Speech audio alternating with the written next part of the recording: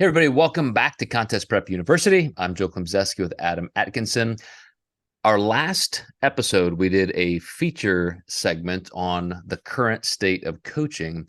And I thought, Adam, to follow that up with the future of coaching would be critically important for those who are in the industry trying to build a coaching practice. And it's kind of been on my mind for a couple of weeks. I've been talking to a lot of our coaches, some new staff in our company. We even did an episode in our flexible dieting podcast with our education director and dietetics director about client coaching communication, how that works. And it really kind of dove into the entire topic of what's current, what's new, what do people in culture need from a coach, because it's incredibly different in different people's perspectives. In chronologically, as our industry has grown, things have changed unbelievably, I think. So first, tell me, or tell the audience, when you started coaching. I know it was around 10 to 12 years ago. Well, I started in 2002, just at a general YMCA. It wasn't for competitors, but it was lifestyle athletes, people with health issues. One of my fourth or fifth clients had heart surgery and had stents put in as well. So I started way back in the day, and then it just really progressed with education. And what really made me was linking up with you and kind of finalizing some things that I thought were true, but on the internet and even through certification programs, you would hear two sides of the story. And then there really wasn't much offered for physique sport mentorship back then. So when I had linked up with you, you had confirmed a lot of the things that I felt were true with myself and my clients, because I just knew whenever I cut water, I'm like, that may work for some people, but it doesn't work for me. It doesn't seem to work for a majority of my clients. And then Ashley Barnhart had linked us up, and she's like, you're going to love this guy. He doesn't cut water either. And I was like, I've actually read some of his stuff, and he's who kind of confirmed my thoughts on this. And you were literally the only one who was speaking of that. So that was kind of cool. What a perfect start, because in 2002, I had a similar start. I think everybody who gets into nutrition coaching or has some foundation in health and fitness. So I came from a physical therapy background academically, had just finished my first doctorate in nutrition. I was already a WNBF pro bodybuilder. So obviously all of these things led me to the place that you already were, which was, in a gym, personal training, helping general population clients. Then it was just kind of the next thing. If I hadn't pioneered some of the things I did in contest prep, as well as personal nutrition coaching, somebody would. I mean, it was the next thing necessary for our culture. The big roadblock at that time was the entire dietetics industry, as a political organization, had simply blocked anybody legislatively from doing it unless they were an RD or an MD. So speaking with an intellectual property attorney, I made sure I did everything right with licensing, having a medical director, a dietetics director on staff. And that really created a path forward for the industry. And that's when you and I met. And so going from those foundational days of being in health and fitness, and then seeing this pathway forward where I can get much more specific with nutrition coaching. I literally had a video chat this morning with a client I first worked with in 2008. So 15 years later, she's linking back up with me. And she said, wow, like what a difference. Like everything you're doing now, from the way you communicate, your app, technology, the things you're teaching me, that is not at all what we did 15 years ago. And of course, it's all better now because we just have so much more experience as an industry, so much more research at our fingertips, and just the ways we can communicate. So I'm curious now, once you had taken that step from all of your work in more of a community interface in Columbus, Ohio, to becoming one of the first big high growth online coaches. What has that step been like from those first days when you start promoting yourself as an online nutrition coach for contest prep to today? I mean, that again, 10, 12, 15 years in that span. I'm sure you have seen incredible changes, and those are the things I want to talk about today. Yeah, like the differences between what it was like then versus now. You know, I think for me, being one of the first coaches to really promote macros pretty heavily. However, I had a really in the middle approach. I kind of had to. Mike Davies was in my backyard. And if people don't know who Mike is probably one of the leading coaches in the industry back then. He was super successful. So here I am, this little boy at the time compared to Mike, who had years of experience and tons of Olympiad champions. So I kind of had to divide the line. I didn't necessarily have a lot of his athletes come to me, but that was what people did. If they didn't work with Mike, they used one of Mike's plans from another client to get their success. So when they wanted a change from meal planning, but yet they were afraid to do it, I kind of had to divide that line between meal planning and macros.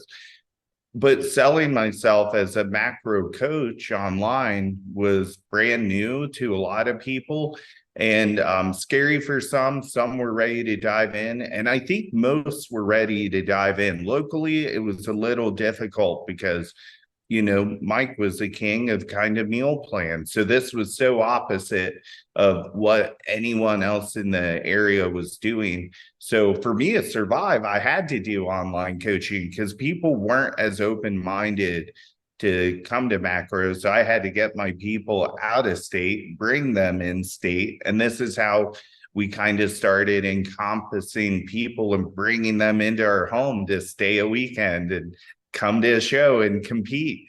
So we really had to go above and beyond to make a name for ourselves. And, I'll always embrace the grind and the hustle. And I think that still stands true today. One of the best life hacks is work hard, and it'll always be returned well. So that stands true, but it's not as easy because there's so many people who do what we do. We've created a lot of coaches over the course of us coaching athletes, and the fact that we do it well and do it right, they usually do end up producing really good clients in return as well. So looking at that past is exactly the gateway to the future, because you mentioned Mike Davies, and all I remember about Mike was all of a sudden women doing like 500 different kinds of lunges every day. And when you look at somebody like Chris Aceto or a Chad Nichols or a Perillo or Beverly Nutrition or Mike Davies, that's not coaching, in my opinion. That was the last step before we created coaching. As you said, that was just a cookie cutter approach. Here's what I do. Here's my philosophy. Perillo had one. Somebody had another. Aceto had another. And it's just, here's the meal plan. Here's the meal plan. Here's the meal plan. Eat this. This is all you do. And that's, to me, that's just not coaching. Coaching is very interactive. It's getting to know somebody's physiological and phenotypical differences and being very experimental. Like here's where I think we need to go, but I need time to really, quote, coach. I need to get to know your physiology, make sure we're on the right path doing things for you. When you say you dove into macros, I'm going to expand it to say macronutrient tracking based flexible dieting, because that allows us to give a client some freedom and some flexibility. It allows us to see where their natural tendencies are and, again, experiment. And then we get to help them assess and monitor and create appropriate changes. Like that's coaching. It's like somebody in a performance sport with the clipboard on the sidelines, looking at the X and O's, team matchups, let's study game film. Like that's real coaching. So that was the beginning. Now, as you said, because I started that, I guess you would say about 25 years ago, and I was kind of a one-man band because I had my company and the staff established to do that. As I was speaking at camps and science conferences, I was able to tell people, look, I have a way you can do this too, because that's what people were asking. How do I do what you do? I literally got asked that everywhere I went. And so creating that licensing model allowed for it. Fast forward 10 or so years after that. So now we're in the Adam Atkinson era where you now have a way to do it. Then all of a sudden the floodgates are opened.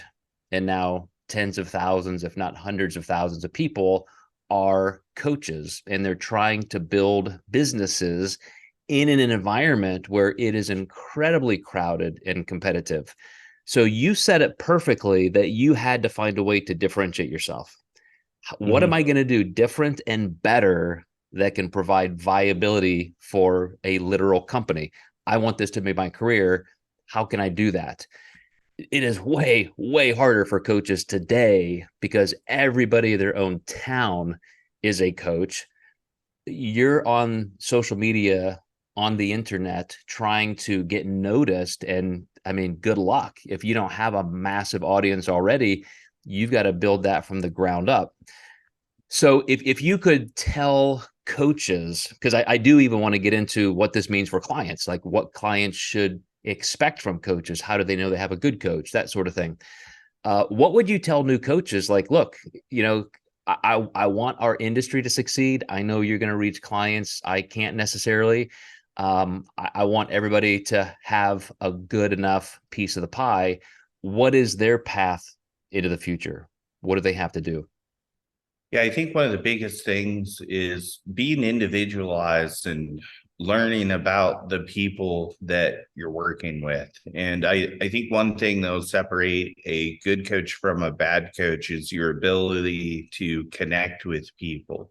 And that's usually what draws people in.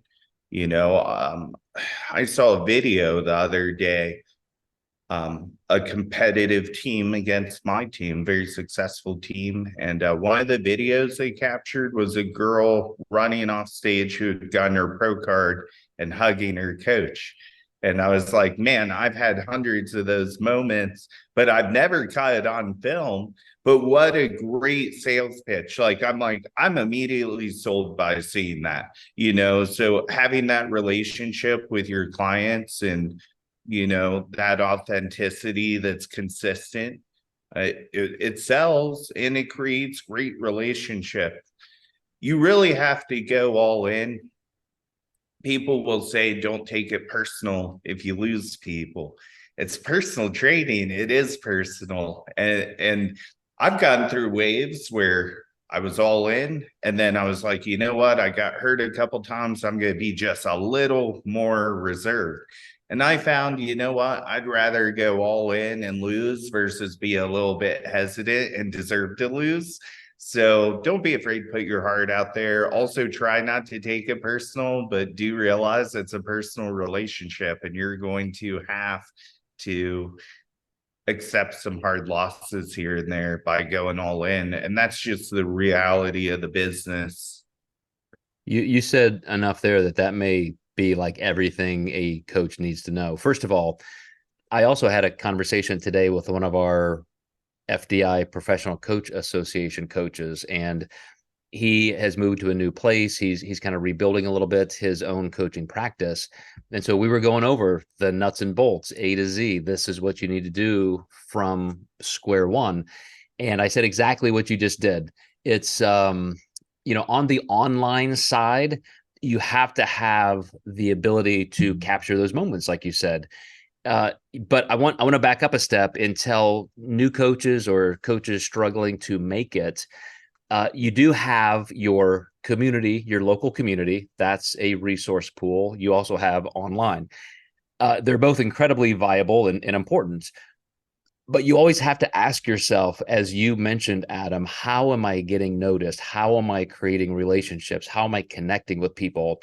And online, I said this a couple years ago, as soon as everybody started the video craze, people like Gary Vaynerchuk years ago said video, video, video, like that's the future. Get on video, start a podcast, do this. Obviously, the whole world listened to him. But now it's about quality. Can you have that social media presence in a way that is high quality, that it's something people want to view and listen to, but it also has incredible value? You have to have the voice and the content that people want, because imposter syndrome creeps in and we start thinking, well, so-and-so already says that, and so-and-so is smarter than me or has a bigger following than me. And this, like, who am I? And so we start kind of shrinking back, exactly like you said, and we fail to put ourselves out there with a lot of veracity. So I would recommend coaches do a couple things. On the online side, you have to define who you are. This is who I am. This is who I'm talking to. And I have to create content that is so high utility and high value. People want to keep coming back, because I mean, how many hours a day do we spend here scrolling through? We have things we subscribe to and people, we just can't keep up. So our first goal online is to get rid of stuff. Who can I brush to the side to get to what I really want to pay attention to today? You got to be one of those people that says something, of such high quality that people want to stay. But then you have to grow the audience, because you can only draw from the people you have. That's a whole nother story. I won't get into that, but I mean, the strategies and the ways to grow your audience has to be primary, because to grow your business, you grow your audience. But a lot of people miss that local community interface. In contest prep, yes, more people are likely to look outside. They could go to another, coach who's in another state, another country. But still, there are a lot of competitors who would much rather trade a big name coach across the country for a really good local coach who's just right there and active and available and can put their hands on them and so forth. So I really think you need to start also creating that local community interface, as you started, and I still do, a mix of lifestyle, general population clients. I love helping somebody actually recapture their entire life and health, because they may never even understand what's happening on a competitive stage, but their world is important to them. And those parts of your coaching business can really be foundational to just the income and revenue that you need, and allow you the time to be patient growing in other areas. So that said, Adam, as we look again toward the future, because I know you have to, I mean, we have these conversations, you, me, everybody has to think, okay, this is what's happening now. How am I going to be where I want to be next year, 5 years, 10 years? How do you see the real future of coaching? How are you going to be successful 10 years from now? I still think one of the old ways of business growth is still always going to be personal word of mouth. And I think that that's always going to stand true.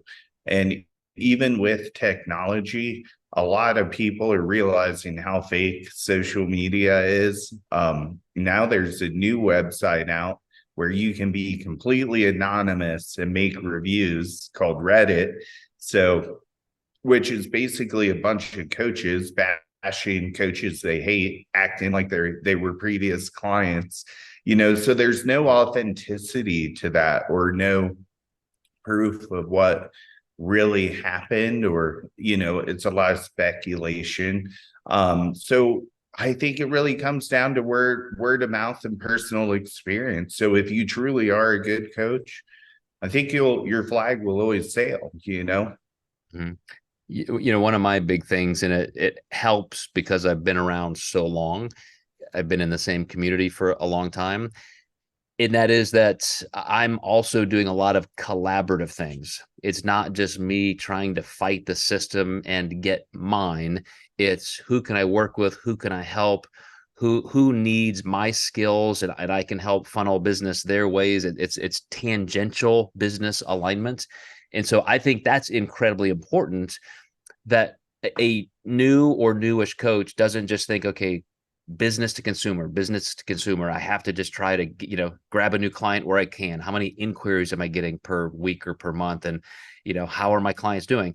Where are you looking outside of your own business to make sure that you can plug in and become a collaborator with other people? I think that's important. I would also ask you, Adam, just on the client side, when we talk about the future of coaching, how has your ability to not only communicate with, but educate and support clients, how has that changed in the last 15 years? And where do you think that ultimately goes in the next few years? Technology's changed a lot to help me versus typing. You can send an audio message to a client, or you can actually see someone face to face on a Zoom, which is kind of nice to see people's body language. It's a lot more expressive when you're doing problem solving too. It's super helpful. But recently, this past year, we had added daily Zoom calls for my clients. Anyone can join in. So they can jump in every day and have a conversation with me if they want. A lot of my clients like doing their check-ins through there, like having their check-ins done publicly. And I'm willing to do that because I know my program's not cookie cutter. So I'm not exposed at all. You can hear what this person's macros are because yours are way different. So I have nothing to really fear there. And people can actually hear the process and have faith in the process by hearing what's going on behind scenes.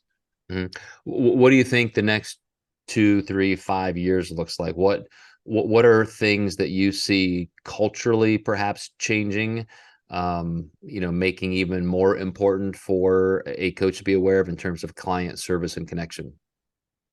I honestly think my platform and doing that is going to be something that's a little more mainstream. It's pretty early, but I've already had a lot of people DM me and say, I wish my coach would do that. And he said he won't. So I'm going to switch to you when my contract is over.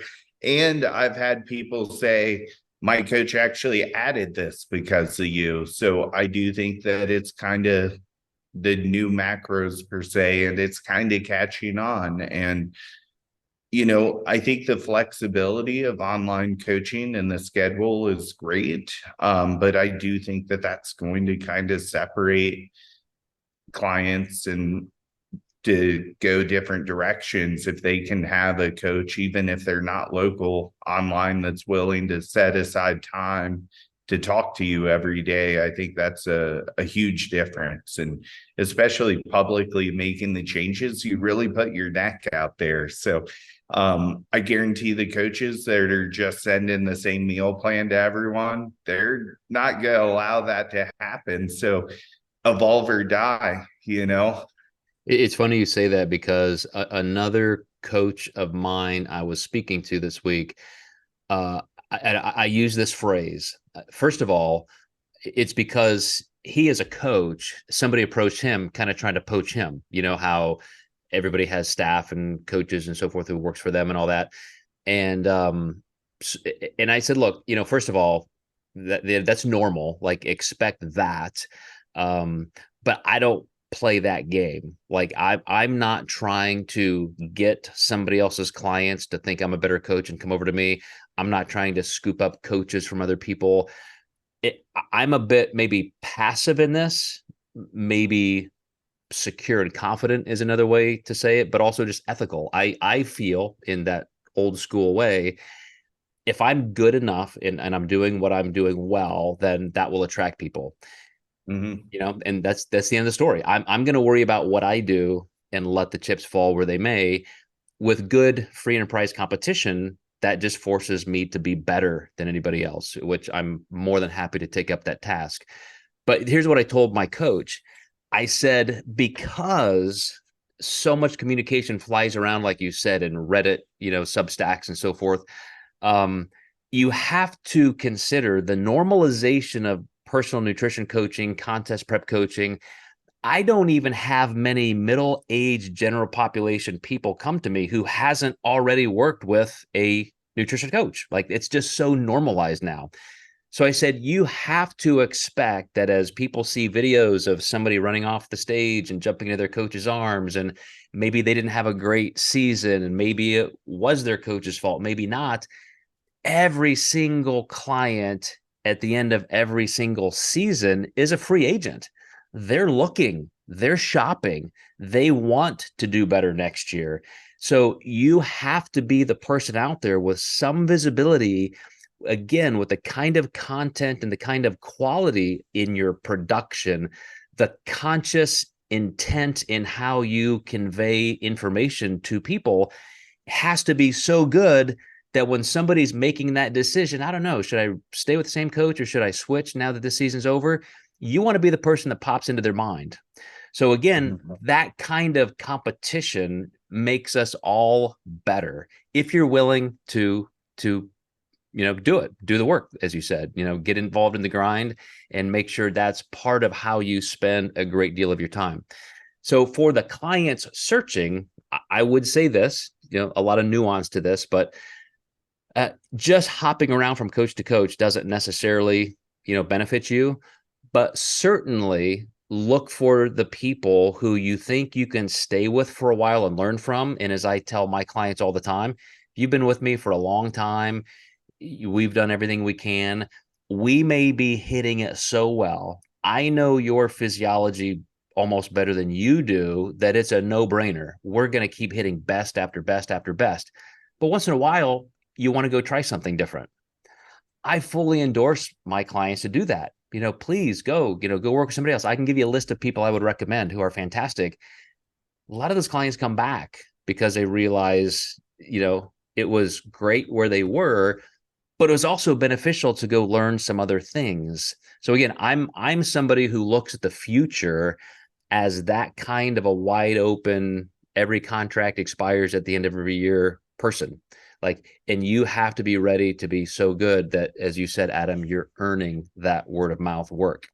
So as a note to actual clients who have those choices and thinking of the future of coaching, who do you think is going to attract those clients? And I don't mean by name, but what kind of coach is going to be the one who really succeeds at winning that client acquisition game? Yeah, I think there's probably a lot of parameters people pick coaches off of.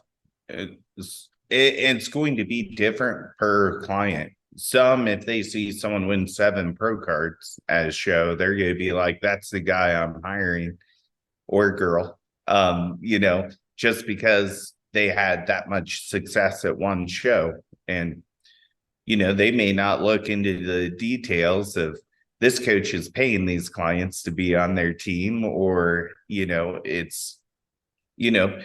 there's a lot of different ways that coaches can be successful.